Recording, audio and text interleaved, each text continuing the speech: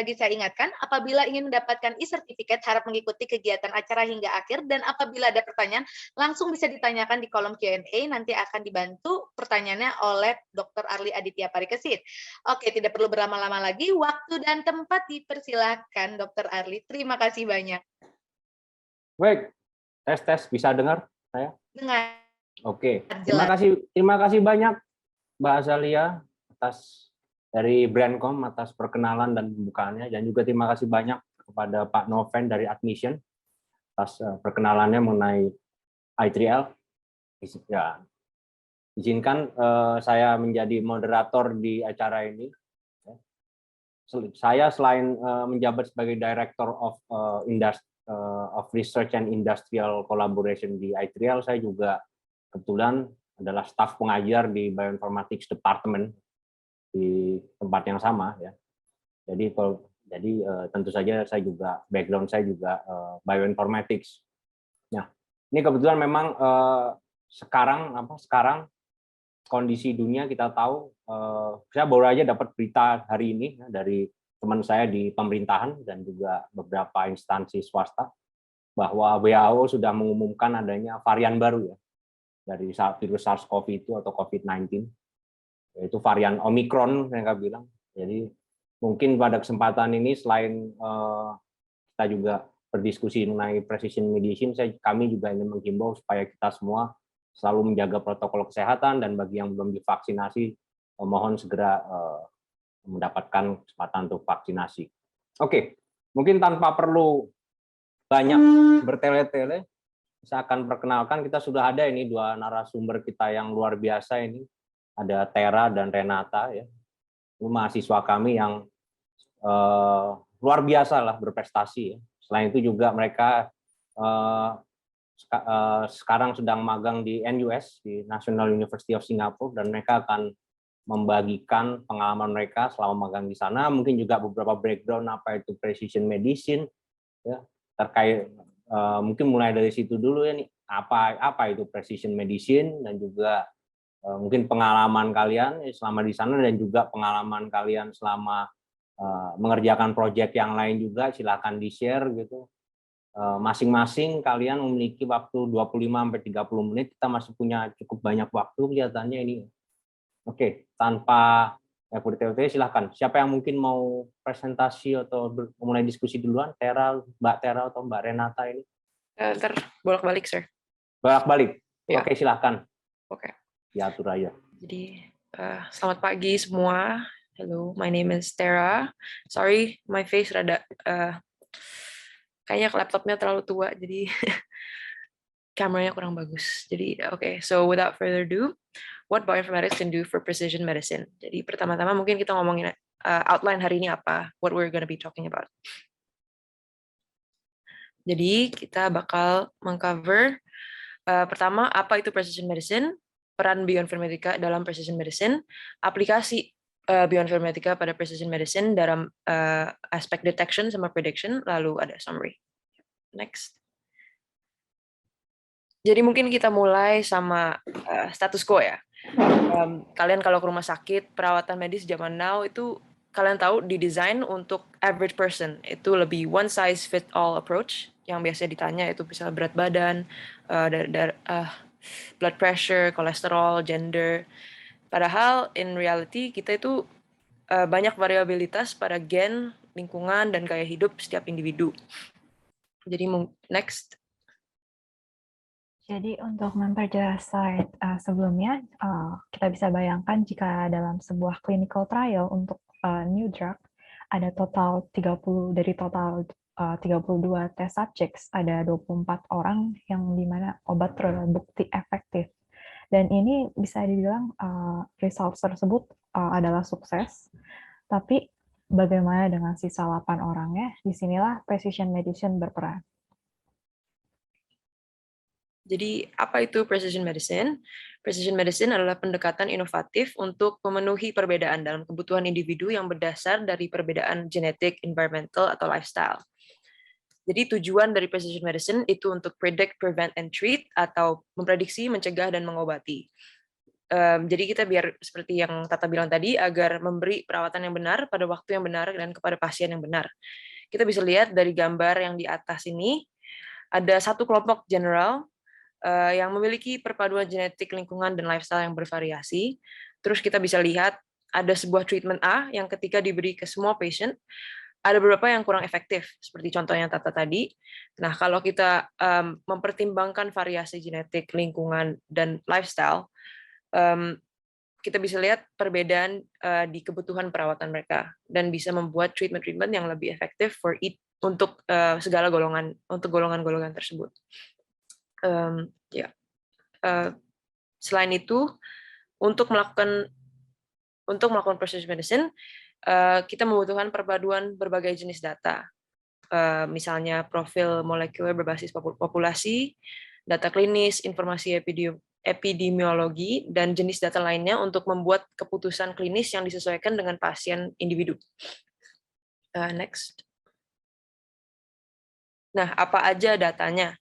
Ada data klinis seperti usia, gender, berat badan, perokok atau bukan, atau clinical phenotypes yang lain. Lalu ada juga omics data yang seperti jadi omics data yang mencoba untuk menjelajahi sifat kompleks tentang bagaimana fisiologi terkait dengan peristiwa atau kondisi eksternal, namun dalam berbagai level seperti genomics, transcriptomics, epigenomics, proteomics, metabolomics.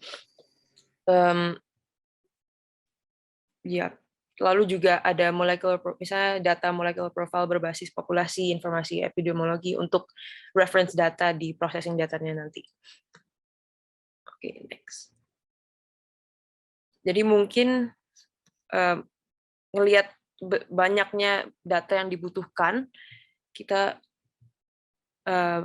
bingung, ada orangnya ada banyak banget kan, ada bervariasi, many different types of people, terus ada datanya gede, ada beragam macam data, terus bingung mau mulai di mana, and then file size-nya juga gede-gede banget.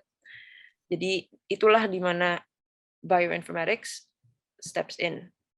Next.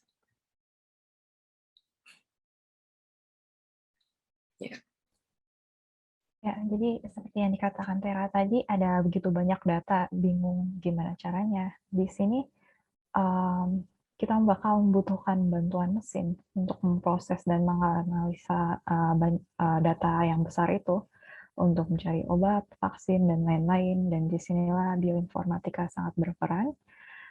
Dari kata bioinformatika sendiri, mungkin bisa dimengerti kalau bioinformatika itu akan berhubungan dengan biologi dari kata bio itu sendiri, dan akan berhubungan dengan teknik komputasional dari kata informatika. Jadi jika didefinisikan, maka bioinformatika adalah ilmu mengumpulkan dan menganalisis data biologi kompleks seperti DNA, RNA, dan protein dengan penerapan teknik komputasional. Jika kita lihat di diagram, jadi bioinformatika itu adalah gabungan dari 3 bidang, yaitu bidang biologi, komputer, dan statistika, di mana komputer itu berarti berhubungan dengan programming, database, dan juga pengembangan software. Sedangkan biologi itu berarti berhubungan dengan research data biologis, dan statistika di sini akan berguna untuk menjawab permasalahan research yang ada dengan menggunakan matematika statistik. Jadi bisa disimpulkan bioinformatika mengaplikasikan teknik komputasional dalam menganalisis dan menginterpretasikan informasi biologi. Bioinformatika bisa dikatakan sangat berperan besar dalam inovasi biomedikal modern seperti dalam diagnostik dan pendekatan terapi. Jadi kalau misalkan di zaman dulu obat mungkin bisa ditemukan hanya dengan cara yang sederhana, tapi sekarang itu udah ada penemuan DNA dan mesin sequencing di mana data biologis kemudian menjadi lebih besar, dan ini tidak memungkinkan kalau kita hanya langsung melakukan in vitro ataupun in vivo secara langsung. Kita akan membutuhkan sebuah proses in silico, yaitu dengan komputer, di mana ini memungkinkan peneliti untuk memproses data yang sangat besar itu dengan kecerdasan buatan atau AI untuk menganalisis dan menemukan biomarkers yang penting untuk mendiagnosa sebuah penyakit ataupun untuk merancang pengobatan yang sesuai dengan individu tersebut, sehingga perawatan akan jauh lebih efektif. Tak hanya itu, bioinformatika juga dapat berperan besar dalam perancangan algoritma-algoritma untuk penemuan obat, mendesain molekul-molekul, dan juga drug repurposing atau repositioning. Itu drug repositioning itu adalah penggunaan senyawa obat yang sudah lolos uji sebelumnya, tapi untuk mengatasi penyakit baru selain penyakit awal obat yang awalnya obat itu ditujukan. Jadi pentingnya bioinformatika bisa dikatakan itu untuk mengungkapkan sebuah pengertian dan informasi biologis yang disertai dengan pengurangan research seperti waktu dan biaya yang dikeluarkan. Bisa diambil contoh yang simpel adalah misalnya mau nyari obat vaksin COVID-19, itu vaksin kandidatnya dianalisa terlebih dahulu dengan komputer. Jadi misalkan ada 100 kandidat vaksinnya yang ingin dicoba, jadi nggak usah kita analisis dengan komputer dan diprediksi top 10-nya misalnya, untuk nanti dilanjutkan lagi dengan wet lab eksperimen dengan in vivo atau in vitro dan sebagainya. Jadi kita nggak perlu uji coba langsung 100-100-nya di lab, dan itu karena itu akan mengeluarkan biaya yang sangat mahal dan juga waktu yang akan lama. Nah, berikutnya adalah contoh pengaplikasian bioinformatika di precision medicine.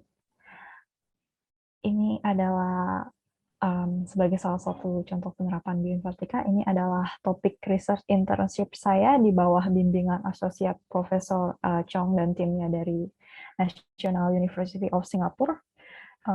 Judulnya diterjemahkan, yaitu deteksi aneuploidi berdasarkan 100 data SNP dari targeted next generation sequencing. Jadi research ini berhubungan dengan salah satu treatment untuk infertilitas, yaitu in vitro fertilization atau mungkin lebih dikenal dengan bayi tabung. Dan IVF ini adalah metode untuk membantu terjadinya pembuahan antara ovum dan sperma di luar tubuh. Jadi secara singkat bisa dibilang kalau pertama di folikel dari dalam ovarium distimulasi dengan hormon untuk menghasilkan beberapa telur, dan telur-telur itu kemudian nanti diambil sebelum terjadinya proses ovulasi, yaitu ketika telur dilepaskan dari ovarium, dan telur itu diretrieve, kemudian ditaruh di sebuah wadah, contohnya adalah petri-dish, di mana proses pembuahan atau fertilisasi akan dilaksanakan. Dan inilah mengapa ini disebut in vitro fertilization. Lalu kemudian sebelum fertilized embryo itu digunakan dalam artian ditransplant ke rahim ataupun disimpan untuk future use, ada sebuah proses bernama pre-implantation genetic testing, yaitu sebuah prosedur untuk menyeleksi embrio dengan keadaan genetik yang optimal untuk menghindari adanya disorders yang fatal untuk bayi, ataupun juga menghindari penyakit-penyakit yang mungkin akan mempengaruhi kehidupan anak. Ada 3 jenis pre-implantation genetic testing, PGTA, PGTM, dan PGTSR. PGTA adalah fokus dari research ini, itu adalah untuk menyeleksi aneuploidi, sedangkan PGTM itu berhubungan dengan autosomal resesif, dominan ataupun X-linked disorder seperti hemofilia, sickle cell, thalassemia. Dan untuk PGTSR atau PGT for structural rearrangements ini berhubungan dengan translokasi, inversion, deletion, atau Ya, seperti itu. Jadi untuk research ini akan berfokus pada PGTA saja. Apa itu aneuploidy? Aneuploidy adalah kondisi di mana jumlah total kromosom dalam individu yang menderita aneuploidy itu abnormal. Jadi normalnya itu 46, tapi kalau untuk penderita aneuploidy bisa kurang dari itu 45 ataupun lebih dari itu 47 dan seterusnya. Untuk kenapa kita mau menghindari adanya embrio yang ditemukan aneuploidy ini karena untuk konsepsi aneuploid 50-70%-nya akan mengalami keguguran, dan juga ketika bayi berhasil lahir, kondisi aneuploidy akan menghambat perkembangan intelektual dan tumbuh kembang seorang individu. Ini adalah contoh dari manifestasi aneuploidy. Pertama ada trisomi 21, di mana ada kelebihan satu kromosom di kromosom 21. Jadi total keseluruhan kromosom individu adalah 47, dan ini akan menyebabkan Down syndrome. Lalu di contoh kedua ada monosomi X, di mana kekurangan kromosom X pada seks kromosom X untuk bayi perempuan. Jadi manifestasinya adalah XO, dan jumlah total kromosomnya itu adalah 45, dan ini disebut sebagai Turner syndrome. Bisa dilihat keduanya akan sama-sama memiliki hambatan dalam tumbuh kembang dan juga perkembangan intelektual, dan khusus untuk Turner syndrome akan kehilangan fungsi ovarinya secara dalam umur yang masih muda. Untuk research ini, data yang digunakan akan didapat dari next generation sequencing, dan ini itu adalah sebuah metode memetakan sequence DNA suatu organisme. Jadi untuk mengidentifikasi seluruh atau sebagian genom yang ada pada sampel atau organisme. Dan khusus untuk DNA sequencing ada 3 tipe NGS, yaitu whole genome sequencing atau WGS, whole exome sequencing atau WES, dan juga targeting sequence, targeted panel sequencing atau TNGS. Di sini perbedaannya ada pada WGS itu akan men-sequence keseluruhan genom dari protein coding genes dan juga non-coding genes. Sedangkan kalau WES akan hanya men-sequence protein coding genes, dan khusus untuk targeted panel sequencing dia akan men-sequence sesuai dengan target lokasi yang diinginkan. Research ini menggunakan targeted panel sequencing atau lebih spesifiknya amplicon sequencing untuk mentarget 100 lokasi SNP yang biasanya terlibat dalam kelainan aneuploidy. Dan kenapa kami menggunakan ini juga, itu karena targeted panel sequencing ini jauh lebih akurat dibandingkan dua metode lainnya dalam mendeteksi kelainan genetik, dan walaupun memiliki keterbatasan untuk menemukan jenis-jenis yang baru. Di proses berikutnya, dari data NGS itu, dari data NGS yang dihasilkan, itu kan seperti file sequence itu isinya akan seperti ACTG berulang kali sampai sequence-nya sampai full sequence. Jadi dari NGS akan muncul sampel sequence, lalu di proses variant call ini kita akan meng-align atau mapping dari sampel sequence tersebut ke sebuah reference sequence, dan reference sequence yang dimasuk ini adalah jadi itu adalah sebuah sequence, reference sequence itu adalah sebuah sequence yang diperoleh dari banyak individu, kemudian dijadikan satu sebagai reference, dan ketika kita mengalign sampel sequence dengan reference sequence, data ini akan disimpan, hasil datanya akan disimpan dalam sebuah file berformatkan variant call format atau VCF, dan bisa kita lihat di gambar B. Ini adalah contoh variant call format. Cara bacanya tuh, jadi di kolom A itu kromosomnya, kromosom 2, dan B itu posisi di kromosom tersebut. Kemudian di kolom D dan E itu adalah reference allele dan alternate allele-nya.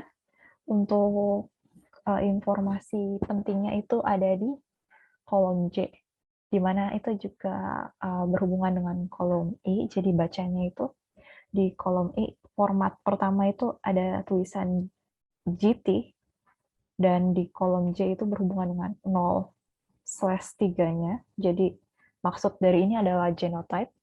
0 itu maksudnya dalam sampel sequence itu genotype allele pertamanya itu sesuai dengan reference allele-nya, yaitu bisa dilihat di kolom D itu TAAA, sedangkan allele keduanya itu 3, itu berarti dia alternate allele yang ketiga. Jadi di kolom E, TA itu 1, T itu 2, TAA itu 3. Jadi allele di BRC, di sampel BRC 0001 ini itu adalah TAA/TAA.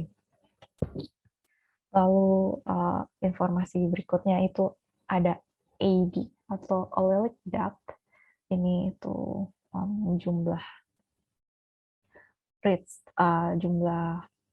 reads yang align ke reference tersebut. Jadi semakin banyak akan semakin akurat.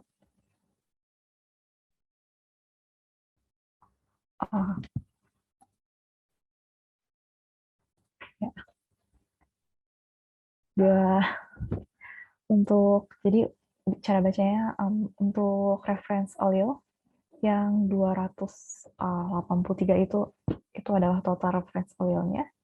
Lalu angka-angka berikutnya 60, 18, dan 9 itu adalah untuk masing-masing alternate allele. Jadi 60 itu untuk reads TA, 18 untuk reads T, dan 9 itu untuk reads TAA dalam alternate allele-nya. Untuk mendeteksi aneuploidy, kami menggunakan 2 calculations. Yang pertama adalah bernama B-allele frequency atau BAF.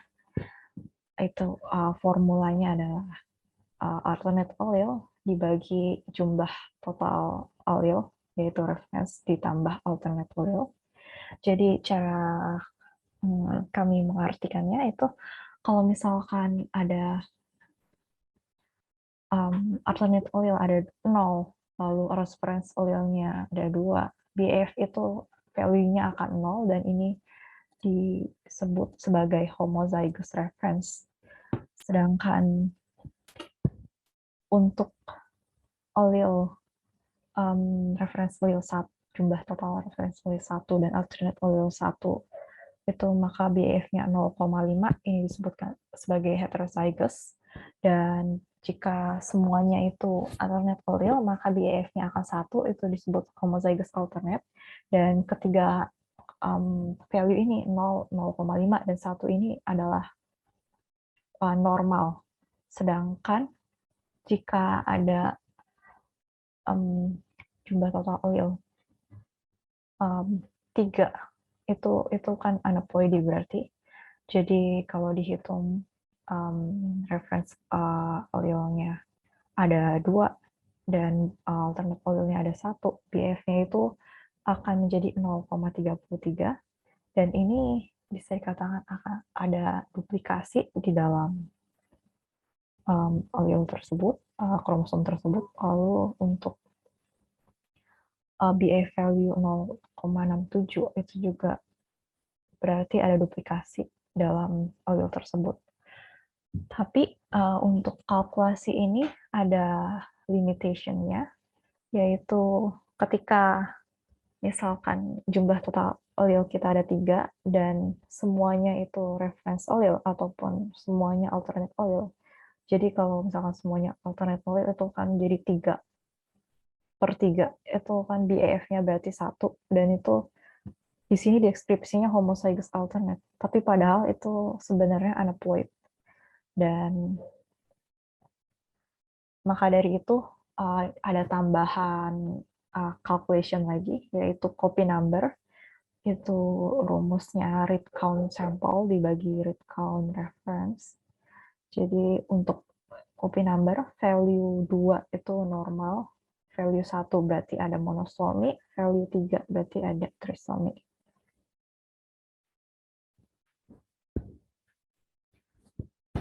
Untuk selanjutnya akan dijelaskan Tera. Oke.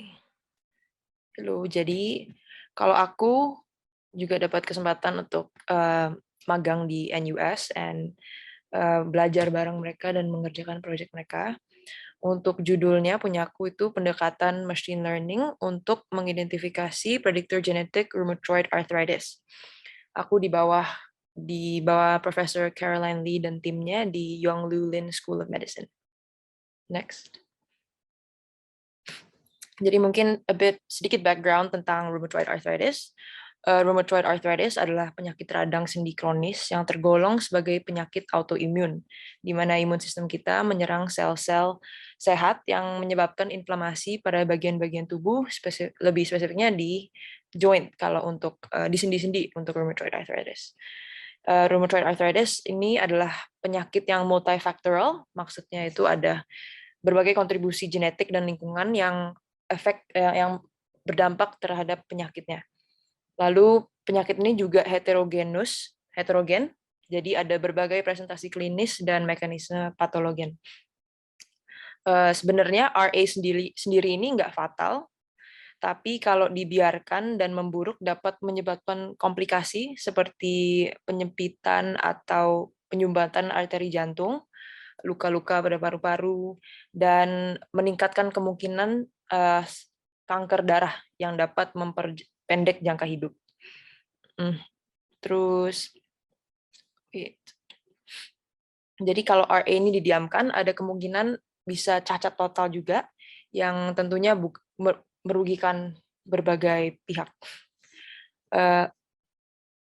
Selain itu, suksesnya perawatan RA bergantung pada kemampuan untuk mendeteksi RA secara dini, dan as we know ini sebagai penyakit kronis, perawatan dan monitoring RA itu terus-menerus sampai remisi, itu pun juga harus tetap dimonitorkan. Jadi RA ini tidak ada obatnya ya, jadi hanya treatment sampai mencapai remisi aja. Selain itu, RA juga penyakit yang tidak bisa diduga, bisa terjangkit di usia apapun, tapi kemungkinan besar pada umur 30-50. Tapi aku ada teman yang sempat umurnya lumayan muda, tapi sempat dideteksi rheumatoid arthritis, jadi tidak terduga, unpredictable. Next. Jadi prevalensi global RA diperkirakan sekitar 1-2%, namun jumlah ini bervariasi berdasarkan ras serta ketersediaan penelitian. Pada Caucasians atau bule diperkirakan sekitar 1%, sedangkan pada populasi Native Americans bisa mencapai 5-6%. Jadi bisa dilihat ras ada role penting untuk ras pada prevalensi RA ini. Selain itu, ada keterbatasan dalam jumlah studi epidemiologis RA di negara-negara non-barat seperti kita, Indonesia, yang mungkin bisa mendistorsi nilai prevalensi global ini. Dari sini kita juga bisa lihat ada keterbatasan dalam pengertian RA dalam berbagai ras dan kelompok etnis yang tidak bisa kita biarkan aja, karena RA ini penyakit yang sangat merugikan, bisa secara sosial, secara ekonomi. Dan kita tahu bahwa ras dan genetika dan lingkungan memiliki peran yang cukup signifikan di prevalensi antar ras. Selain itu, adanya perbedaan dalam cakupan research para negara-negara non-barat yang membatasi kemampuan deteksi dan pengobatan di negara-negara tersebut. Ini bisa menjadi, seperti yang aku bilang, bisa menjadi beban dalam pelayanan kesehatan dan pada individu maupun pemerintah. Menekankan keperluannya pengertian yang lebih dalam dan spesifik untuk RA agar dapat membuat sarana deteksi dan pengobatan yang efektif dan dapat diakses secara umum. Terutama mengingat bahwa RA itu nggak ada obatnya dan bergantung kepada kemampuan deteksi dini. Next.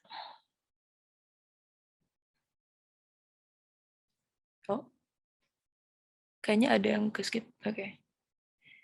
Jadi dari yang kita bisa lihat, ada beberapa masalah yang harus di-tackle, ada beberapa masalah yang ada beberapa permasalahan di penyakit RA yang kita bisa tackle hanya dengan precision medicine. Satu, jadi pertama kita nggak tahu mekanisme dan etiologi patologis yang definitif itu tidak diketahui. Lalu penyakit ini tuh bersifat heterogen dan memiliki berbagai clinical presentations. Terus ada juga variasi antar ras dan kelompok etnis. Lalu penyakit ini juga sulit dideteksi, tidak ada pemeriksaan laboratorium yang patognomonik untuk rheumatoid arthritis, dan hanya 45-75% pasien dengan RA test positif untuk faktor rheumatoid. Penyakit ini juga tak terduga, dan ada pentingnya pengobatan yang secepatnya agar dapat mencapai remisi. Jadi RA ini penyakit yang sangat merugikan dan sulit untuk dimengerti. Jadi disinilah precision medicine step in untuk untuk mencari tahu apa yang kecil-kecil yang tidak bisa dicari secara general. Jadi harus spesifik terhadap sebuah ras atau etnis atau individu ya. Next.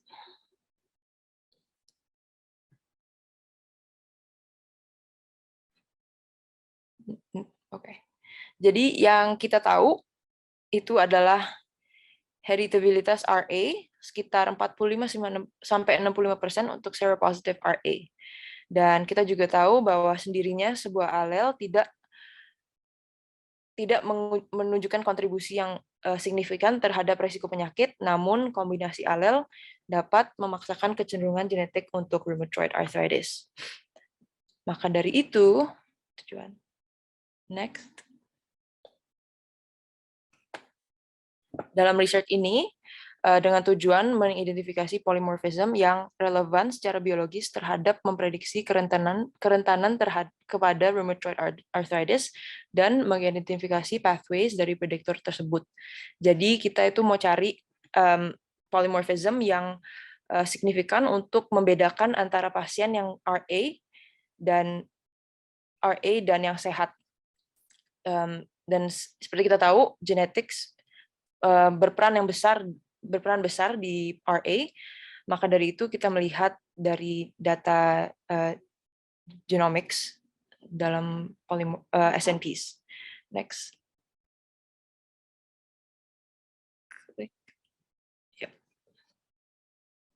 Jadi seperti data yang aku dapatkan itu berupa variant calling format yang tadi dijelaskan oleh Renata. Di situ ada berbagai SNPs, single nucleotide polymorphisms, atau dikenal atau bisa bilang SNPs. Aku dapat data Chinese RA patient dalam bentuk whole exome dan Singaporean Chinese dalam bentuk whole genome. Jadi ada case and control. Jadi Chinese RA patient itu didapatkan itu kasus-kasus RA yang didapatkan dari in-house and US, I believe. Terus untuk control itu general Singaporean Chinese data yang didapatkan dari SG5K. Jadi Chinese RA patient berperan sebagai case dan Singaporean Chinese general whole genome data sebagai control. Berarti mereka yang sehat, yang case yang sakit yang dapat RA. Next.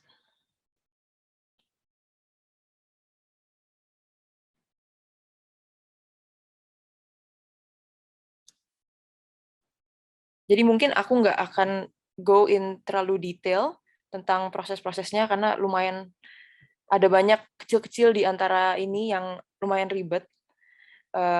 Jadi pertama ini general, ini yang big steps-nya aja, generalnya.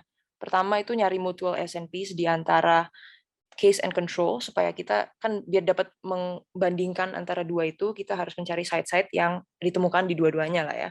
Jadi kita cari mutual SNPs, itu kita pakai BCF or VCF tools. Lalu dari situ kita split datanya menjadi training dan testing, karena kan nanti akan dibuat prediction model. Jadi supaya untuk validation of the accuracy kita harus ada testing data. Lalu karena dataset kita lumayan besar dan sifat sequencing data emang ada beberapa data yang bolong-bolong, jadi ada data yang hilang. Jadi maka dari itu kita harus melakukan imputation methods, yaitu proses untuk menggantikan data yang hilang. Ya, imputation methods ada metode yang secara biologis atau yang secara machine learning. Jadi bisa pakai dua-duanya atau salah satu tergantung datanya apa.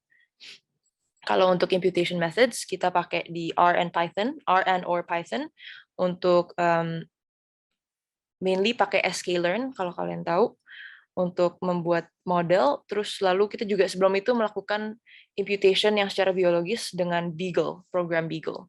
Itu tuh utility, jadi command line. Lalu setelah itu, setelah melakukan imputation, jadi datanya udah komplit. Karena kalau kita remove data-data yang bolong, secara keseluruhan kita remove kolom itu atau feature itu, ntar ujungnya akan terlalu dikit. Jadi daripada begitu kita mending menggantikan menggantikan datanya secara biologis dan machine learning. Setelah itu kita juga harus melakukan feature selection karena datanya itu gede banget, ada berbagai SNPs sebagai columns, lalu juga ada pasien data sebagai rows.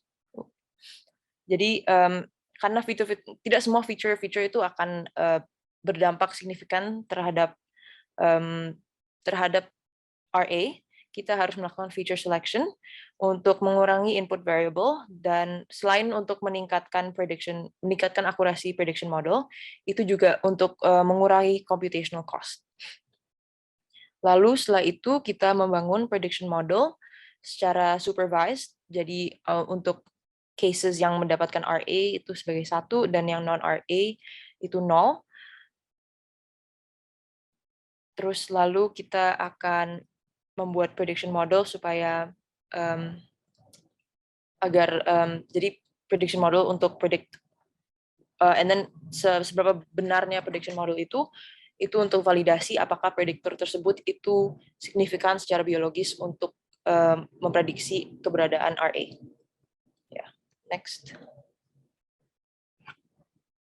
Terus mungkin kalian bingung dari situ tuh jadi apa? Aplikasinya secara real itu apa? Jadi secara klinis ada kemungkinan untuk jadi dua hal. Satu itu biomarkers, jadi bisa langsung dari SNPs, SNPs kita jadikan prognostic atau predictive biomarkers. Lalu kita juga bisa menjelajahi SNP dan pathway-nya untuk mencari potential target untuk obat-obatan atau treatment yang lebih efektif. Selain itu, secara general pengertian yang lebih dalam pada penyakit ini apapun itu akan penting. Jadi selain untuk menjadi sesuatu yang komersial atau apa, kita juga sebagai mengerti lebih dalam penyakit ini akan memperbolehkan treatment dan pengobatan yang lebih efektif dan overall kehidupan yang lebih baik bagi yang terkena RA maupun yang belum. Ya. Next.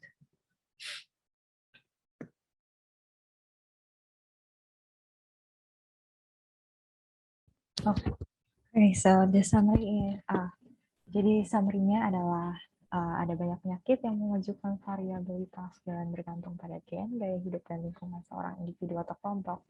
Dan inilah mengapa precision medicine sangat penting. Lalu dengan keberadaan big data, bioinformatika berperan penting dalam kemajuan inovasi biomedical modern, yaitu perancangan diagnostik dan penerapan terapi yang disesuaikan dengan individu.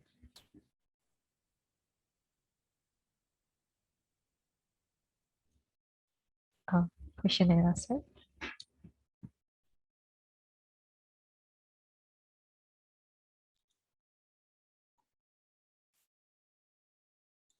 Oke.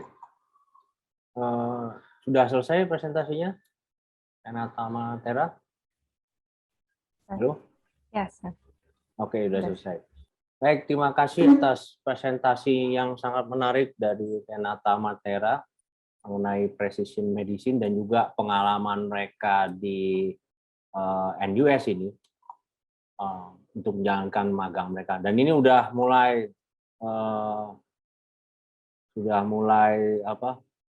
ada beberapa pertanyaan ini di sini ya. Mungkin saya mulai dari pertanyaan pertama dari Haidar Siti. Izin bertanya, Kak, bisa bacakan ya. Apakah bisa dideteksi bayi dengan Down syndrome sejak dalam kandungan? Jika bisa dideteksi, pada usia berapa minggu terdeteksinya dan bagaimana cara mendeteksinya? Terima kasih. Mungkin Tera atau Renata bisa memberi pencerahan ini.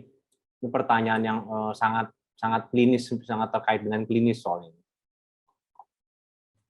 Ya, pertanyaannya setelah embrio ada di kandungan ya. Saya kurang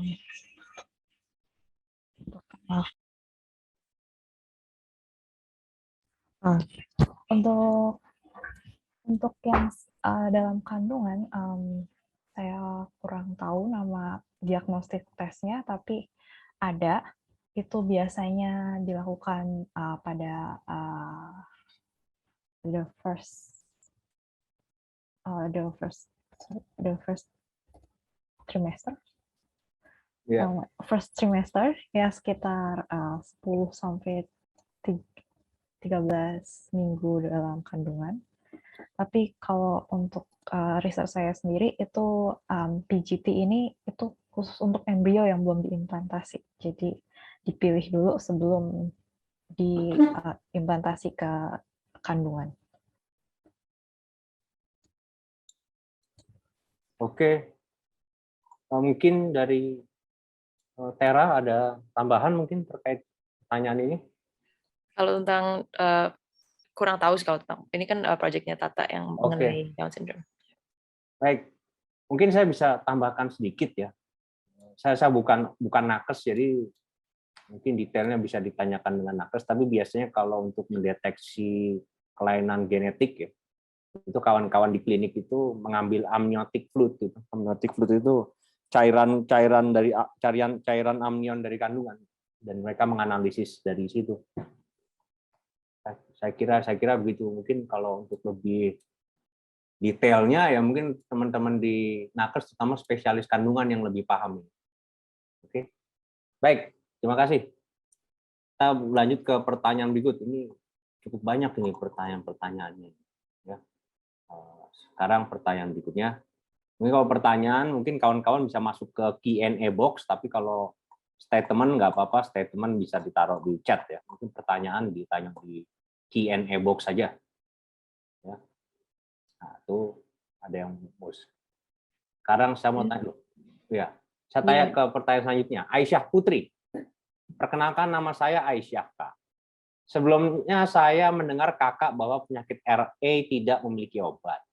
Pertanyaan saya, apakah sudah dilakukan penelitian mengenai pencarian obat terhadap penyakit RA tersebut? Atau memang penyakit RA tidak mempunyai obat? Terima kasih sebelumnya, Kak. Ini kelihatannya ke proyeknya Tera nih. Silakan mungkin. RA itu jadi tidak ada obat yang untuk menyembuhkan total. Jadi adanya untuk meredakan simptom-simptom sakit-sakit yang persendian dan meredakan disease progression-nya. Jadi karena dia penyakit autoimun rada ribet ya, karena ada involvement dari immune system, terus it's your own cells attacking yourself. Jadi untuk obat yang completely menyembuhkan tidak ada, tapi kalau pengobatan treatment untuk meredakan simptom ada. Does that answer your question? Ya. Aisyah?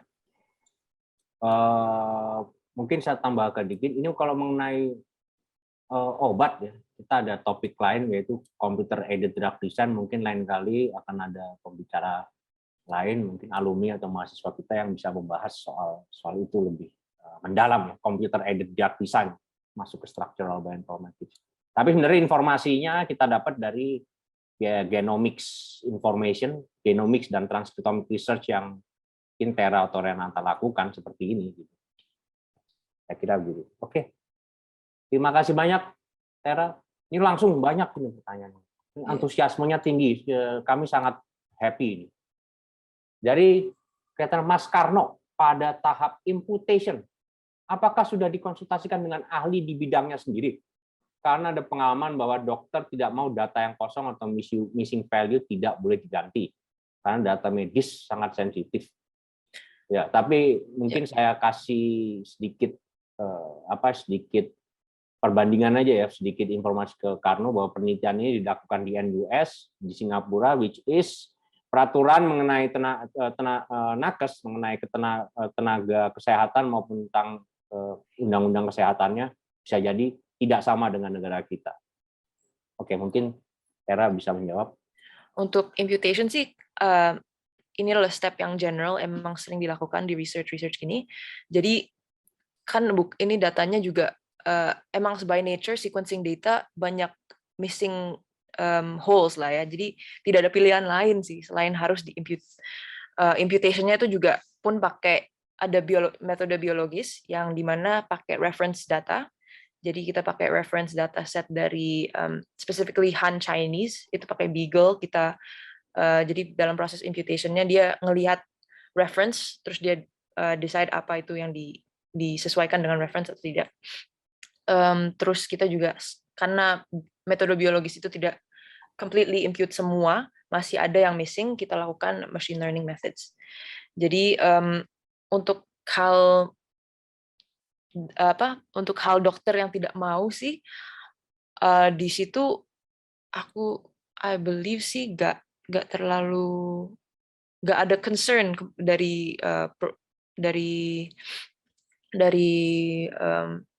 dari profesornya, karena itu kayak sebagai emang general processing of sequencing data harus ada tahap tersebut karena nature of it being banyak yang bolong-bolong. Does that answer your question? Ya, terima kasih. Kelihatannya seperti itu jawaban dari Tera.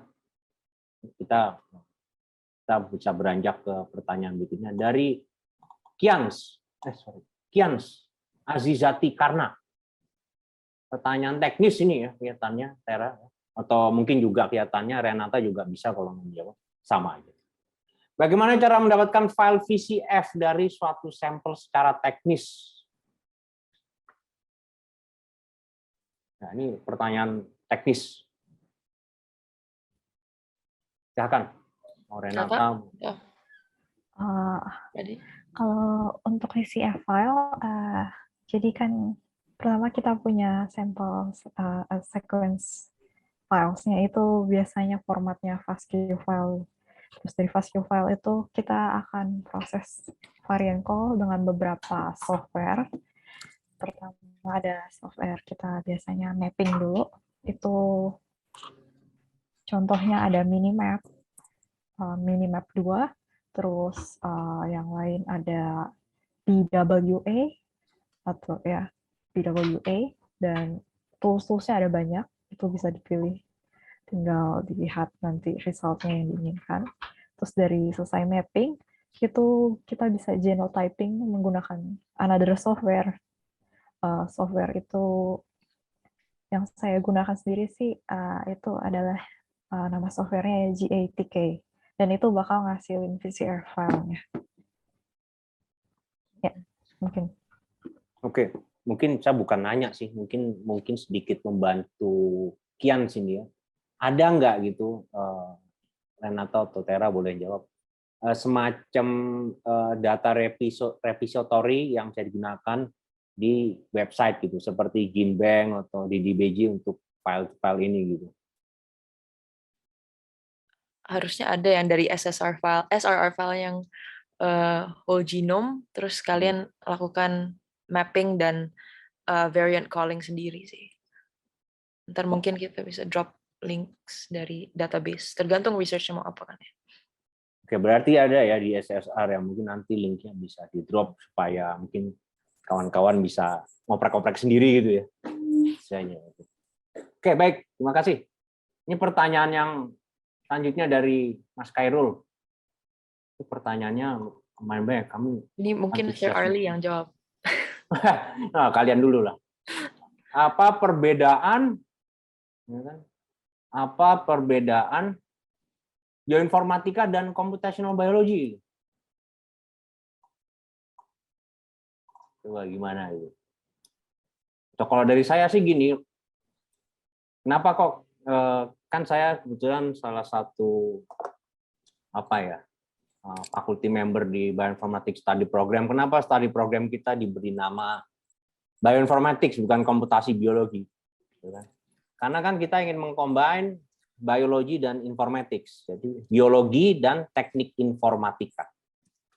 Which is tentu saja kalau kita bicara biologi dan teknik informatika ya semuanya all in. Jadi ada di kurikulum kami itu ada pelajaran teknik informatikanya, which is ya kita belajar programming juga, kita belajar database management ya semuanya itu. Walaupun tentu mungkin tidak semendetail teknik informatika karena kan harus belajar biologi juga kan kita dibatasi 144 SKS ya. Kenapa bukan komputasi biologi? Just ya seperti namanya komputasi itu kan berarti komputasi ya, komputasi scientific which is walaupun itu mungkin ada teknik informatikanya, tapi ya mereka lebih fokus ke metode komputasi, which is itu banyak sebagai user, macam-macam kan metode komputasi dalam biologi itu kan. Tapi kalau bioinformatika kita tidak hanya pada ranah sebagai user, tapi juga sebagai developer, sebagai software developer. Saya kira begitu. Oke, malah saya yang jawab lebih. Sekarang ada pertanyaan berikutnya ini. Mungkin soalnya ini ada beberapa pertanyaan juga ke bawah terkait machine learning juga. Mungkin bisa menjawab yang lain juga ya. Bagaimana dengan uji diagnostik dalam machine learning pada penelitian Anda? Mungkin ini untuk Tera dan Renata ini. Yang dimaksud uji diagnostik maksudnya itu ngetes accuracy machine learning-nya atau gimana? Kelihatannya arahnya ke situ ya. Uji presisi, akurasi, efisiensi. Selectivity ya, sensitivity dan lain-lain. Ya itu. Ini yang ditanya spesifik softwarenya atau spesifik package? Ya kita anggap aja secara in general deh. In general sih ya. Kalau the whole process of building dan lain-lain akan dilakukan di Python. Lalu uji diagnostik yang standar seperti accuracy. Itu juga kita melakukan untuk feature selection validation secara with AUC and ROF graphs I believe. Ya. Ini projectnya sih masih ongoing. Jadi nanti mungkin kalau mau updates or anything let me know. Jadi exactly apa yang kita pakai I can't really answer, but what we plan to use are those. Yeah. Ya, terima kasih Tera. Ini udah dijawab sendiri sama Khairul. Benar itu yang dimaksud. Emang itu akurasi, presisi, machine learning ya, sensitivity dan itu benar arahnya ke situ. Oke, terima kasih banyak Tera. Ini ada pertanyaan dari Pak Wisnu. Ini kebetulan saya perkenalkan juga Pak Wisnu ini kolega saya di Departemen Ilmu Komputer IPB, salah satu founder dari Masyarakat Bioinformatika dan Biodiversitas Indonesia. Dan pada hari yang sama nih kita ada conference juga nih, kayak Pak Wisnu ada di sini. Oke, Pak Wisnu bertanya, feature selection menggunakan metode apa? kalau tidak mengaitkan dengan fenotipe untuk feature selection-nya, dikhawatirkan SNP tuh yang sebenarnya penting menjadi ikut terbuang. Untuk method yang dipakai sih kita masih bakal testing out berbagai method, tapi what we are doing untuk mengurangi, misalnya karena ada dampak data size juga dalam feature selection, jadi kita bakal subset datanya. Untuk mengenai yang phenotype itu sih dikaitkan dengan phenotype, maksudnya itu gimana ya? Tidak mengaitkan dengan, saya juga kurang ini nih, phenotype dengan, nah itu ada di message ada thanks Tera. Mungkin aku jelasin apa yang kita asosiasi dengan. Boleh. Asosiasi dengan, well kita kan emang ada ones and zeros sebagai ARA atau sehat. Jadi datanya itu ada patient, terus ada ones and zeros, lalu ada dalam each SNP bakal ada 0, 1 atau 2. Itu indicate karena kita pakai additive model, yaitu ada minor and major allele. Jadi untuk 0 itu tidak ada SNP, untuk 1 itu ada SNP tapi dia itu major allele I believe, atau kalau 2 dia minor allele. Untuk mungkin aku jelasin aja proses feature selection yang bakal dilakukan ya. Untuk kita bakal subset datanya menjadi 10 dalam berbagai ukuran. Jadi karena mungkin bakal ada dampak dari data size untuk decide that feature apa aja yang penting, kita pakai subsets of 10 sets of data of different sizes. Lalu dari situ yang mutual ditemukan dalam semua yang dipakai, I believe. Jadi memang dikaitkan dengan phenotype, lalu ada proses subsetting. Does that answer your question? I hope so sih. Oke Pak Wisnu, kira-kira itu jawaban dari mahasiswa kami, mungkin bisa kita diskusikan. Asosiasi gitu, kata Pak Wisnu. Terima kasih banyak Pak Wisnu atas itu. Oke, ini mungkin saya akan mengutamakan, karena waktunya masih cukup banyak, ini setengah jam lebih. Mengutamakan menjawab pertanyaan di Q&A dulu ya, baru nanti saya ke chat box, mungkin ada statement dari kawan-kawan yang perlu kita consider. Baik, sekarang pertanyaan dari Mas Adityo Wicaksono nih, kemudian Mas Adityo juga kolega saya juga nih dari Yayasan Genesia nih. Oke, presentasinya menarik. Saya jadi belajar ilmu baru lagi. Satu hal yang saya penasaran tadi dari datanya yang menunjukkan nomor kromosom dengan lokus, dan lokusnya tadi itu, apakah itu di input manual, apa memang komputernya yang mendeteksi? Soalnya saya sendiri sedang melakukan pengamatan sequence transkriptom dan genom. Spesiesnya bukan manusia sih, tapi saya ingin bisa mendeteksi itu dari kromosom berapanya. Terima kasih. Itu untuk Tera dan Renata, ini cukup panjang juga pertanyaannya. Untuk yang ini itu maksudnya yang VCF file-nya atau? Ya, ceritanya begitu. Oke. Untuk... Karena kan pasti kalau bicara input manual ini, data yang diinput apa, prosesnya gimana, prosesnya bagaimana, dan outputnya apa gitu, mungkin maksudnya itu ya. Apakah itu manual atau otomatis input proses outputnya itu gitu. Nah, itu betul jawabannya si Mas Adit.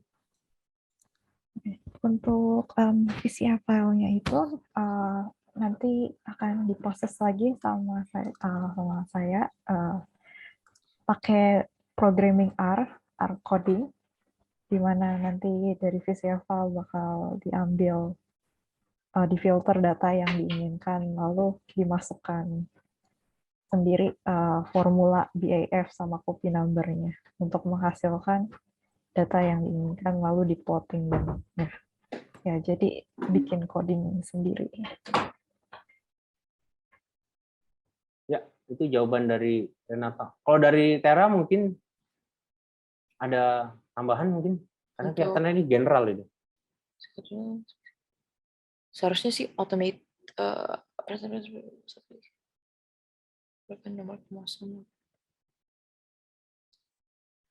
yang oke. Kalau dari aku sih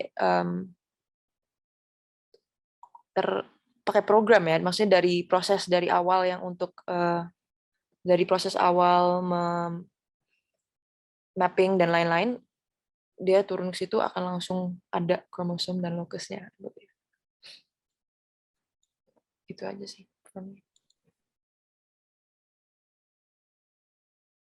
Oke, baik, kira-kira itu jawabannya Mas Sadid. Terima kasih sudah terjawab. Terima kasih Mbak Tera udah menjawabkannya. Oke, selanjutnya mungkin ditutup aja nih yang answer yang edit video ini. Victor Jose, izin bertanya, Kak. Mungkin pertanyaannya terlihat mendasar. Kebetulan saya mahasiswa biologi dan sangat tertarik dengan bioinformatics untuk tugas akhir saya. Wah, ini jadi teringat waktu saya jadi mahasiswa juga nih. I have this similar questions to the speaker. Oke, namun kebetulan bioinformatics baru ada di semester depan. Kira-kira untuk belajar bioinformatics itu dimulai dari mana ya, Kak? Terima kasih. Ini buat dua-duanya nih. Tera Marianata silakan langsung. Mungkin buat Sir Arlie yang mengajar bioinformatics. Jangan, mungkin cerita dulu pengalaman kalian kenapa milih bioinformatics, terus waktu masuk jurusan bioinformatics itu belajar apa dulu, terus menguasai apa dulu, terus kemudian pengembangannya gimana gitu. Gimana, Tak? Aku rasa sih yang menurut aku berguna banget ya, secara untuk applications of the study itself, itu untuk menguatkan bash scripting, buat automating processing data, terus untuk Python dan R sih, those top 3 for me. Terus juga untuk ya teori biologi juga harus dimengerti, dan just brief understanding of biology.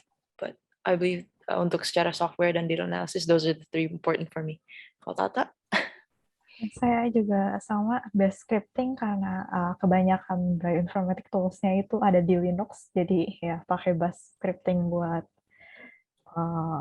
melakukan analisisnya di Linux, terus R sama Python juga buat analisis berikutnya. Kalau di R biasanya statistical analysis dan sebagainya, lalu Python mungkin dipakai buat AI dan sebagainya. Ya. Sama, mungkin kalau mau coba-coba bisa pakai Galaxy dulu kali ya. Ya, Galaxy juga. Galaxy untuk lihat-lihat apa yang bisa dikerjakan. Oke, terima kasih Tera Marianata. Itu jawabannya kira-kira. Nah, ini ada pertanyaan dari Anonymous nih, kok anonim ini ya? Mesti mengenalkan diri. Oke, nggak apa-apa. Izin bertanya, untuk analisis bioinformatics menggunakan program apa? Terima kasih. Wah, ini kayaknya ada yang nanya hal yang sama di bawah ini. Apa saja software yang digunakan dari Aurelia? Ini mungkin satu paket ini.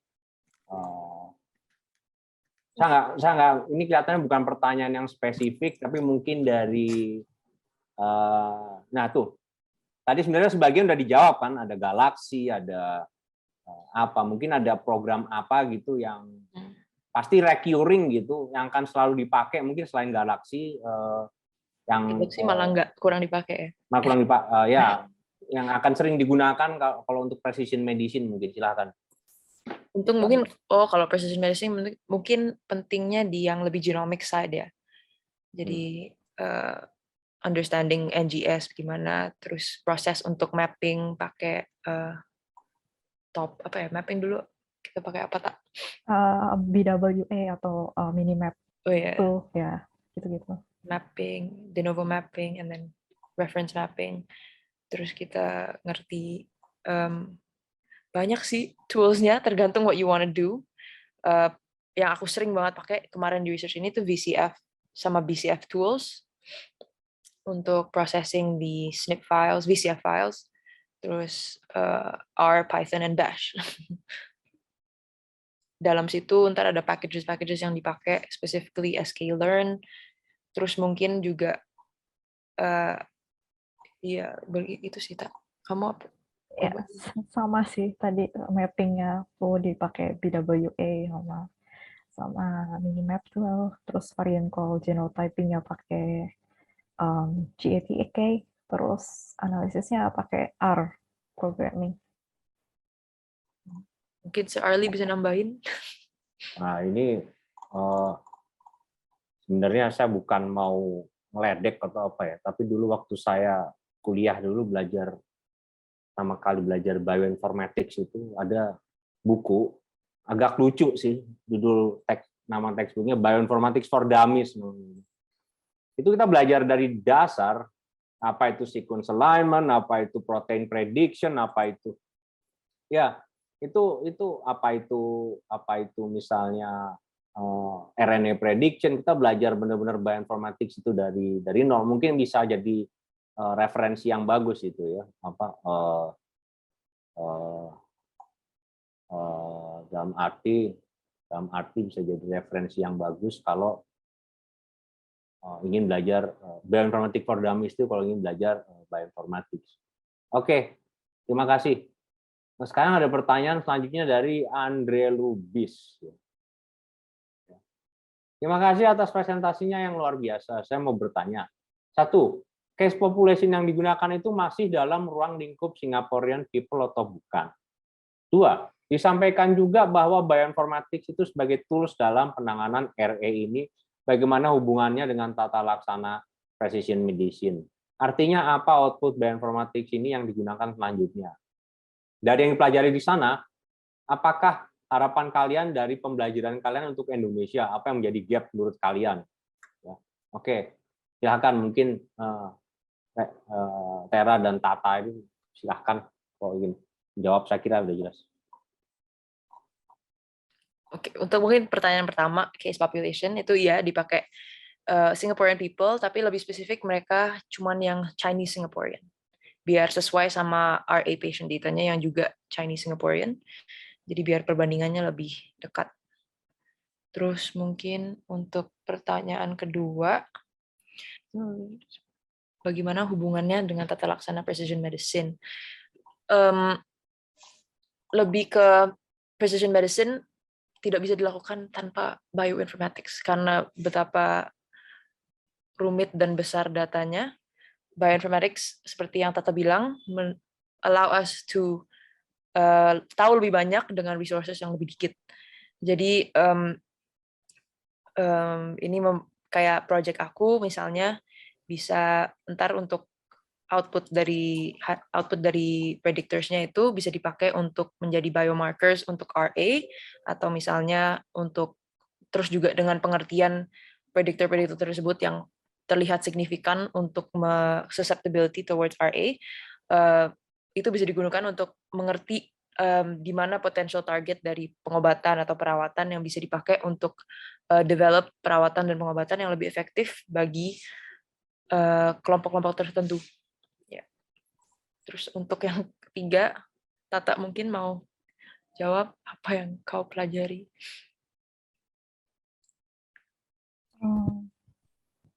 Biasanya sendiri sih ya,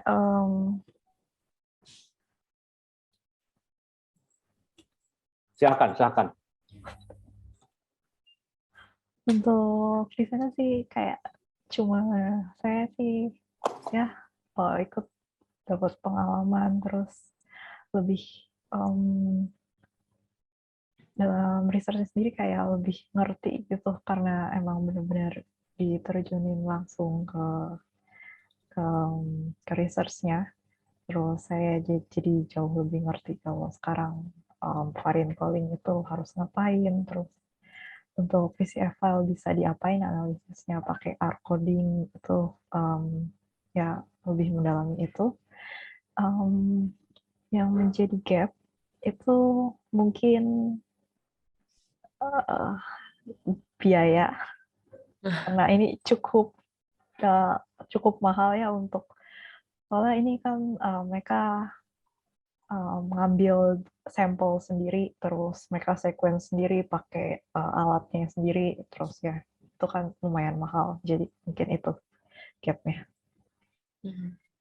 Seru sih di sana, maksudnya kayak it's a very good research environment, sangat mendorong untuk belajar gitu, very for learning banget. Mereka misalnya, jadi step-step ini sebenarnya mereka misalnya udah lakukan, mereka tetap maksa aku untuk cari tahu sendiri supaya bisa ngerti gitu. Terus mungkin gapnya ya selain biaya, di sini juga belum mungkin kurang, harus lebih banyak inisiatif untuk mengadakan research, I believe. Singapura rasanya mereka itu kayak impressive banget, bisa ini spesifik banget yang penyakit RA yang even though prevalence cuma 1% di dunia, mereka tetap melakukan research yang mendalam, which is quite interesting ya. Semoga bisa terjadi di sini. Mungkin Sir Arlie bisa nambahin. Ya, saya mungkin bisa sedikit menambahkan ya. Mungkin kalau di negara maju ya nggak hanya di Singapura tapi juga di Eropa, Amerika atau Jepang, mereka ada undang-undang pelindungan data pribadi kan. Jadi misalnya kita sebagai pasien ditemukan bahwa kita ada genetic defect tertentu, tentu saja misalnya baik pemerintah maupun swasta tidak boleh men-share data itu dengan begitu saja tanpa izin kita ke asuransi. Karena itu bisa mempengaruhi polis kita ya, polis asuransi kita. Tapi di sini undang-undang perlindungan data pribadi itu setahu saya masih di on hold oleh DPR. Sehingga tentu saja kalau misalnya katakanlah ya kita ikut genetic testing di sini ya kita nggak tahu nasib data kita bagaimana. Itu karena undang-undangnya tidak ada. Kan itu banyak kasus kan data-data yang bocor, data BPJS membocor. Jadi katanya kita harus tetap mempush supaya undang-undang perlindungan data pribadi itu bisa digolkan di negara ini kalau kita ingin bisa semaju negara maju. Yeah. Itu kalau saya lihat dari aspek hukum. Baik, terima kasih banyak. Selanjutnya kita ke Armansyah Maulana Harahap. Izin bertanya kepada Mbak presenter mengenai studi kasus bioinformatics dengan target SNP tadi bisa dijadikan sebagai acuan sebagai perawatan dan pengobatan dalam medisin. Boleh untuk Mbak Tera berbagi hasil internship selama NUS, apakah sudah ditemukan kira-kira arah target obat dan perawatan yang tepat untuk RE dengan bioinformatics? Ya mungkin dari publikasi yang sudah ada aja sih ya, karena kan kalau yang lagi ongoing belum dipublish ya belum bisa atau diurus buat paten nggak bisa di-share. Silakan. Iya, untuk aku sih ini masih ongoing, jadi hasilnya belum bisa dibagi. Ya, mungkin ya itu aja sih, belum bisa dibagi results-nya. Ya. Mungkin nanti kalau udah selesai and published baru bisa di-share. Ya, itu dia. Soalnya ini kan apa sih? Venue ini kan adalah venue sosialisasi, bukan scientific conference ya. Ya. Singapura juga sangat ketat. Pas kita tanda tangan itu juga harus ada IP. Pokoknya ada peraturan-peraturan nggak boleh share. Iya. Ya, non-disclosure agreement. Nah, itu udah dikomentarin ada Pak Iwan. Nampaknya masyarakat kita belum melek data seperti membuang sembarangan fotokopi KTP dan KK yang tidak terpakai, ya bahkan ya dibungkus gorengan. Tentu saja di Singapura itu tidak mungkin terjadi karena melanggar undang-undang pelindungan data pribadi di sana ya. Nggak mungkin fotokopi resident ID dijadikan bungkus gorengan gitu. Saya nggak pernah lihat berapa kali saya ke Singapura. Oke, maka sering terjadi kebocoran data. Terima kasih banyak, Tera mungkin aja. Stefanus Nora. Saya lihat dataset pakai di Singapura ya. Apakah dataset genom yang bisa digunakan untuk pasien-pasien di Indonesia untuk berbagai penyakit degeneratif katastrofik di Indonesia? Maksudnya ada nggak sih dataset seperti itu yang bisa digunakan yang dari kita gitu? Kalau aku sih kurang tahu mengenai apakah ada dataset tersebut. Kemungkinan besar secara ada private di institusi masing-masing institusi nggak sih, Sir? I have yet to find a database yang spesifik pasien Indonesia yang bisa dipakai. Nah, sekarang begini sih ya, ini kan terkait lagi juga dengan undang-undang yang kita diskusikan tadi ya. Mungkin berbeda dengan katakanlah di US ya, karena kan di US mereka punya gene bank, punya data repository ya. Kalau di sana kan prinsipnya science is transparency kan. Open science kan, ya udah kita buka aja datanya gitu. Karena kan ada namanya kalau di negara maju itu kita praduga tak bersalah, kita nggak menganggap orang itu akan melakukan hal-hal buruk dengan data kita. Tentu berbeda dengan di sini karena kan undang-undangnya tidak ada kan. Karena undang-undang pelindungan data pribadi tidak ada ya. Buat apa kita share data kita gitu kan? Nah itu ya akhirnya di-keep aja gitu kan.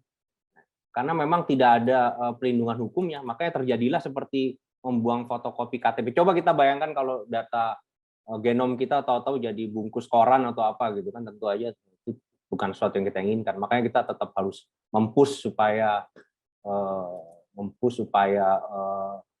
ada undang-undang pelindungan data pribadi itu. Karena kan kalau seperti di Taiwan gitu ya, saya tahu kan Pak David tuh fakulti kita ada yang pernah penelitian di sana. Mereka punya sampel data untuk sampel data medical record yang diupload di website, tapi itu tentu saja karena mereka punya undang-undang pelindungan data, identitasnya di blur, jadi nama, gender, umur di blur, tapi medical record-nya ada gitu, dan itu boleh. Tentu saja di sini itu masih sulit selama undang-undangnya belum ada dan masih ditahan oleh DPR. Ini kalau ada rekan-rekan dari DPR di sini mungkin bisa saya titip pesan itu, atau yang punya koneksi ke sana silahkan tolong di-push undang-undang pelindungan data pribadi itu. Oke, terima kasih. Sekarang pertanyaan selanjutnya, dalam mendeteksi polimorfisme pada RA, bagaimana cara mengkonfirmasi bahwa SNP yang ditemukan adalah benar kas RA? Ini kita masih ada waktu mungkin sekitar kurang dari setengah jam. Oke, terima kasih. Itu dia tujuan penelitiannya. Jadi karena kita juga pakai control data, jadi untuk membandingkan apakah ini kas RA kan ya. Jadilah itulah tujuan research-nya, untuk mencari tahu polymorphism yang benar-benar kas untuk RA. Terus ya begitu, itulah tujuannya. Nah, berarti itu tujuannya gitu. Ya, jadi bagaimana caranya? Ya, melalui semua proses itu yang tadi. Oke, terima kasih banyak. Itu jawabannya pada Siti. Lanjut. Permis dari Muhammad Pisam. Permisi Kak, perkenalkan nama saya Muhammad Pisam. Apakah ada kesalahan dalam aplikasi pada saat pengolahan data yang dilakukan? Jika ada, apa yang akan dilakukan jika terjadi? Mungkin ini gini sih ya. Kalau di bioinformatics itu kan kita harus memvalidasi metode kita kan. Kalau nggak divalidasi ya pasti akan terjadi kesalahan pengukuran. Dan itu nggak hanya di bioinformatics, di mana-mana kan. Bahwa instrumen itu harus divalidasi. Saya kira begitu mungkin maksudnya. Mungkin Tera atau Tata bisa menjawab. Saya kiranya kalau programming ada error harus diapain? Ya, kalau programming ada error tinggal copy errornya ke Google, ada Stack Overflow, biasanya ada orang yang diskusi. itu aduh, saya jadi berapa kali membaca joke kalau ya banyak orang jadi pakar IT karena nggak ya mereka banyak bergantung sama Stack Overflow dengan apa banyak repository itu ya.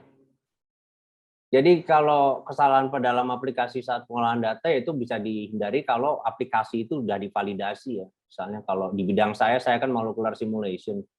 Misalnya kalau ini kemudian ada yang nanya soal molecular simulation juga nih, walaupun topik hari ini bukan tentang molecular simulation, tentang mungkin pertanyaan dari Biotek FPUA ini tentang molecular docking ada. Jadi intinya gini, terus juga di bawah ada juga tentang analisis molecular dynamics juga ada yang nanya soal itu. Jadi kalau di molecular simulation itu kita kalau mau memvalidasi metode docking kita gitu misalnya molecular docking, kalau protein yang mau kita jadikan target itu tidak punya natural ligand yang attach, kita harus melakukan validasi dengan docking decoy. Ada namanya decoy, kita bikin berapa puluh decoy, decoy-nya itu non drug, kita bandingkan sama drug kita harus perform better. Itu namanya validasi docking. Tapi kalau misalnya ada natural ligand yang attach, itu ya natural ligandnya kita bandingkan dengan drug yang kita desain, harus lebih baik performansnya. Yaitu harus ada validasi sebelum kita melakukan pengukuran, harus ada validasi terhadap metode yang kita lakukan. Saya kira begitu. Mungkin untuk Muhammad Pisam sudah terjawab. Kemudian juga untuk Biotek FPUA ini, jelas ini izin bertanya Kak, apakah data SNP yang didapatkan bagaimana tahapan prediksi pengobatan yang dilakukan? Apakah dengan modeling atau docking? Jelas enggak, ini enggak ada hubungannya dengan molecular simulation. Tapi mungkin pertanyaan dari tahapan prediksi pengobatan ini bisa dijawab mungkin. Yang jelas ini tidak ada hubungannya dengan molecular simulation atau docking dan dynamic. Silakan.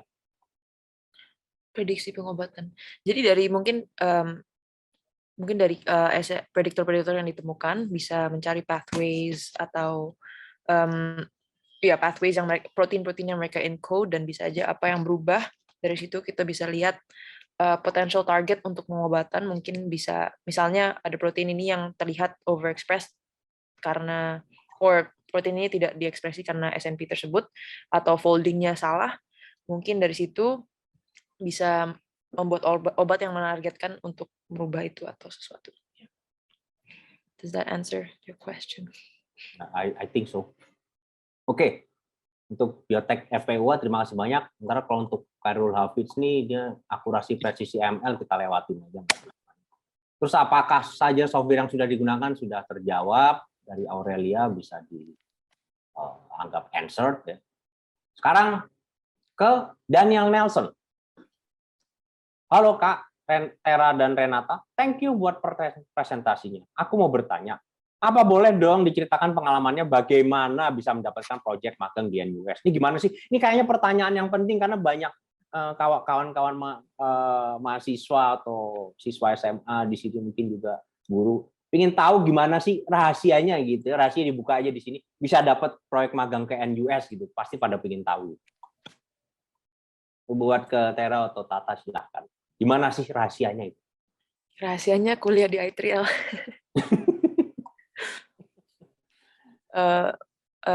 Kalau kebetulan kita melalui relasi profesor, jadi mungkin aktif aja dalam menanyakan ada opportunity di mana, terus akan dibantu. Ya. Atau bisa meng-email aja, email institutions. Tapi untuk yang tahun ini kayaknya rada susah karena COVID. Kemarin misalnya aku sempat email A-Star gitu, mereka entirely tutup untuk potential internship gara-gara COVID. Jadi ini kita kebetulan lewat professors, jadi bisa terhubung. Ya. Ya, itu kira-kira jawaban dari Tera. Ya. Kira-kira jawabannya. Terus sekarang selanjutnya, ini pertanyaannya, apa beda bioinformatics yang di bawah ilmu biologi versus bioinformatics yang di bawah ilmu kedokteran versus bioinformatics yang di bawah ilmu komputer? Oke, mungkin saya mesti jawab dulu ini. Saya sih akan, mungkin sebelum Tera sama Tata menjawab, saya coba menjawab ini dalam konteks saya, kebetulan kan saya juga pengurus masyarakat bioinformatika dan biodiversitas Indonesia, MABI. Tadi ada juga Pak Wisnu yang dulu salah satu founder ya. Di kita itu tidak ada policy sebenarnya yang menentukan harusnya apabila ini bioinformatika itu adalah suatu prodi, itu di bawah fakultas apa gitu. Kalau misalnya dia adalah suatu research group, itu di bawah program studi apa, itu tidak ada polisi yang menentukan seperti itu di konsorsium kita ya. Bahkan saya juga udah cek ke konsorsium tingkat regional, yaitu AP Bionet, itu di atasnya MABI ada AP Bionet itu yang dipimpin oleh Prof. Asif Khan, itu juga tidak ada polisi yang strict nyatakan gitu. Apalagi konsorsium tingkat dunia ya, ISGB itu ya, International Society for Computational Biology. Jadi yang ada itu adalah ISGB itu mempublish framework tentang bioinformatics itu apa, publikasinya tuh ada, framework kurikulumnya tuh ada semuanya di situ. Framework mendesain kurikulumnya, mendesain trainingnya, mendesain researchnya ada semua di situ. Dan tidak dibilang bahwa ini harus di bawah fakultas atau program studi apa gitu. Itu satu hal yang pasti. Kalau dari konsorsium tingkat dunia itu seperti itu. Tapi kalau kami di I3L itu kita masukkan bioinformatics di bawah Fakultas Bioscience ya. Mungkin di sini seperti Fakultas Teknobiologi ya di beberapa tempat atau di Fakultas MIPA, karena prinsip kami itu adalah bioinformatics itu multidisiplin. Jadi kan ada biologi, ada informatics ya. Jadi di dalam formasi dosen kami itu latar belakangnya bermacam-macam.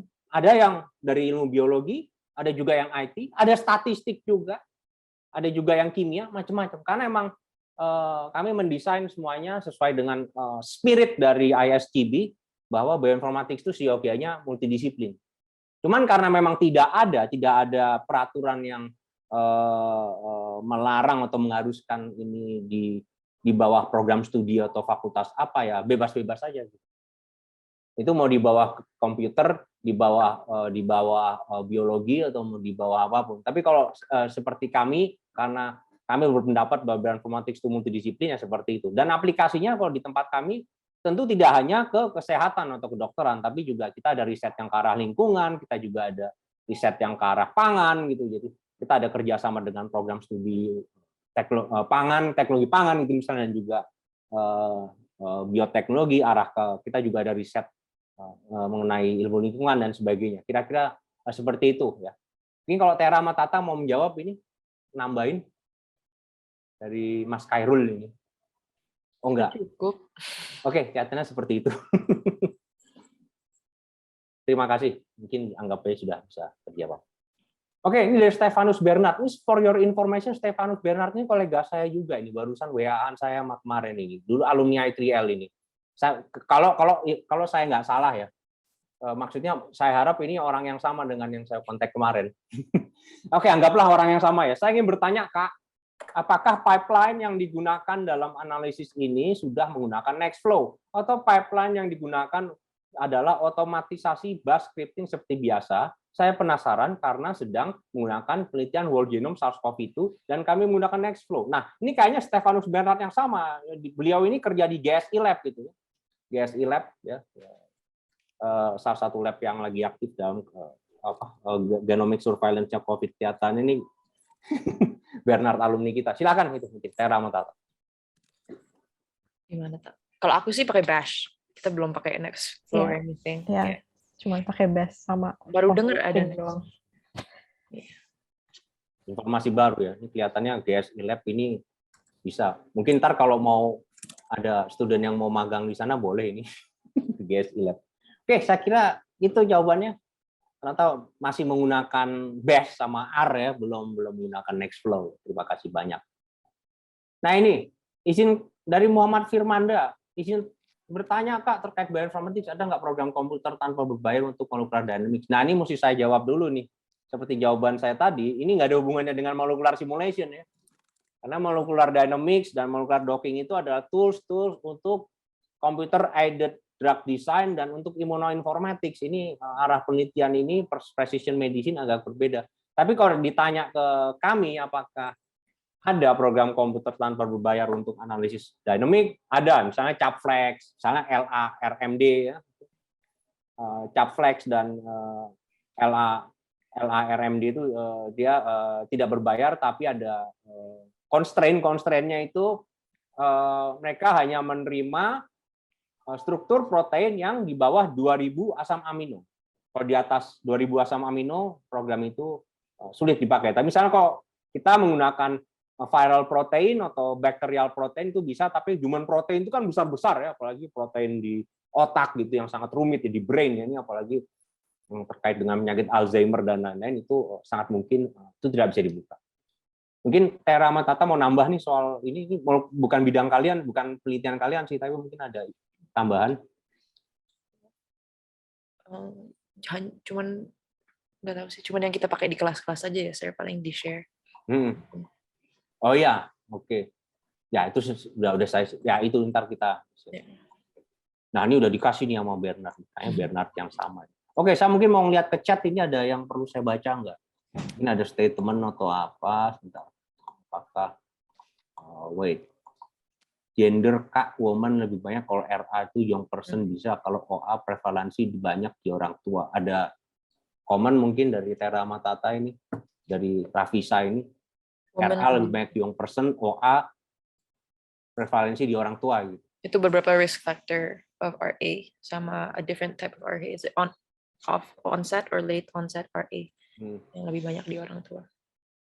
Mungkin terus Patria, prediction modelnya pakai metode apa? Ini katanya untuk berdua ini, mungkin nggak tahu apakah misal machine learning, mungkin random forest atau apa gitu, saya nggak tahu. Oh, kita sih coba-coba ya, berbagai macam random forest atau decision trees atau KNN nearest neighbors, various kinds sih. Tata mungkin ada mungkin masukan tentang prediction model apa? Gak ada sih, kayak sama aja sih kayak Tera. Coba-coba semuanya. Coba-coba. Ya, whichever yang paling aku akurat gitu yang dipakai. Ya memang karena memang begitu banyak ininya, apalagi kalau udah pakai unsupervised learning ya, itu bisa kemana-mana itu. Oke, ini dari Pak Wisnu kelihatannya udah kita diskusikan. Terus ada dari Raffi Anissa, pakai bahasa Inggris. Is there any combination of detection based on guideline of early management of RA, which made by the Ministry of Health or WHO? Because in medicine, each disease has different method in management, especially in detecting marker and emergency. Ini maksudnya apa? Mungkin ada yang mau? Mungkin ini di luar, lebih ke policy making gitu ya? Iya, kelihatannya begitu itu. Lebih ke policy and how it affects the research process. Itu mungkin bukan something that I know, but we shall read up on it. And mungkin ini bervariasi antar negara, but yeah, I don't think I could give you a valid answer for that. Kalau ini pertanyaannya soal COVID, saya bisa jawab, tapi kalau RE sama penelitiannya siapa Tata itu saya nggak ngerti. saya karena kalau isu COVID saya cukup mengikuti policy-nya ya. Oke, jadi kira-kira begitu. Terus izin bertanya soal program yang dipakai, udah. Ini Pak Wisnu ngasih statement, imputation berguna untuk smoothing data latih pengisian nilai yang kosong dulu. Tujuannya agar jumlah sampel tidak berkurang, sehingga model machine learning cukup untuk mendapatkan data untuk training. Nah, ini bisa jadi masukan. Ada jurnal-jurnal yang di-sharing oleh Pak Wisnu, ini mungkin bisa jadi referensi juga ini. Ya, kita semua ya. Kemudian ada software yang di-share sama Pak Wisnu, mungkin bisa dicek. Nah, ini Pak Iwan bikin statement. Kalau di kita data mengenai kasihan hewan-hewan Indo, biologi Nusantara belum jadi perhatian, sangat berbeda dengan di luar. Contoh jadi mengenai pepaya Bangkok dan lain-lain. Saya sebagai dokter hewan soalnya. Ya, itu lagi balik ini emang fakta ya, jangankan mengenai perlindungan data hewan, perlindungan data manusia aja itu masih tertahan di DPR undang-undangnya Pak ya. Ini fakta-faktanya ya. Dan bahkan memang kalau kita bicara tentang perlindungan hewan, saya mesti memberitahukan kabar yang memprihatinkan.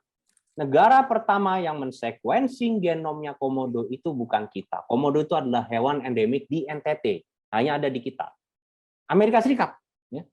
US yang sudah mensequencing genomnya komodo, karena komodo yang mereka sequencing itu adalah komodo yang pernah diberikan Presiden Soeharto berpuluh-puluh tahun yang lalu, dan itu keturunan yang kedua atau ketiga dari komodo yang diberikan oleh Pak Harto. Kalau komodo yang diberikan oleh Pak Harto tentu nggak bisa disequencing itu dari kita, tapi ini udah keturunan kesekian yang mereka klaim. Ini komodo kita gitu. Nah itu yang